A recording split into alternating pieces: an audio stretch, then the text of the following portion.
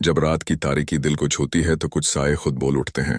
बलूचिस्तान के खशक पहाड़ों में जहां हुआ राजों से भरी घूमती है, एक पुराना गांव था, खैराबाद। इस गांव के किनारे एक पुरानी सराय थी जिसे साया सराय कहा जाता था। कहते थे कि यहाँ एक मुसाफिर जैद बलूच की रूह रातों को घूमती है।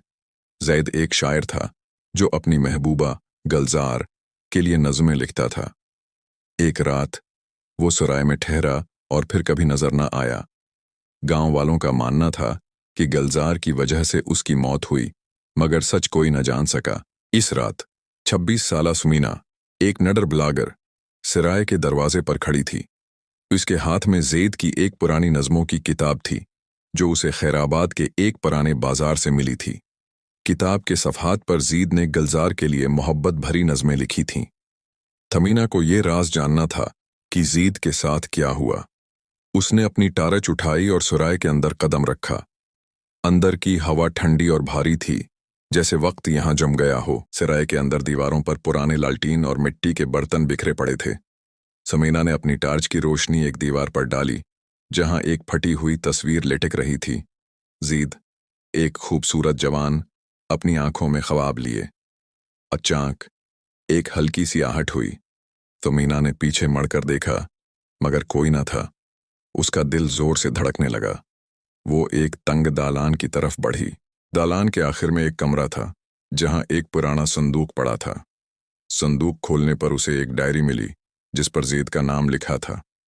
डायरी में लिखा था, गलजार, मेरी नज़में तुम्हारे बगैर अधूरी हैं। सुमीना ने सफ़हात पलटे।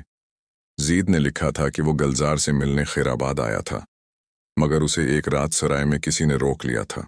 समीना डायरी पढ़ रही थी कि अचानक कमरे में एक सरद हुआ का झोंका आया। उसने मुड़कर देखा तो एक धुंधली शक्ल नजर आई। ज़ैद, उसकी आंखों में उदासी। समीना, मेरा सच ढूंढू, उसने सरगोशी की। समीना के हाथ कांप उठे। ज़ैद की रूह ने बताया कि उसे सराय के तहखाने में एक राज छिपा है जो उसकी गुमशदगी की वजह बना। समीना ने तहखाने की तलाश शुरू की। एक खफिया दरवाज़ा मिलने पर वो नीचे उतरी। तहखाने में एक पुराना आईना था जिसके पीछे एक खत छिपा था। खत में लिखा था कि ज़ैद को गलजार के भाई रस्तुम ने धोखे से कैद किया था क्योंकि वो उनकी शादी के खिलाफ था। समीना हैरान रह गई। तहखाने से मिलने वाला खत एक करीबी गार की तरफ इशारा कर रहा था। समीना ने फैसला किया कि वो गार तक जाएगी। रात के सन्नाटे में पहाड़ों के बीच वो गार तक पहुंची।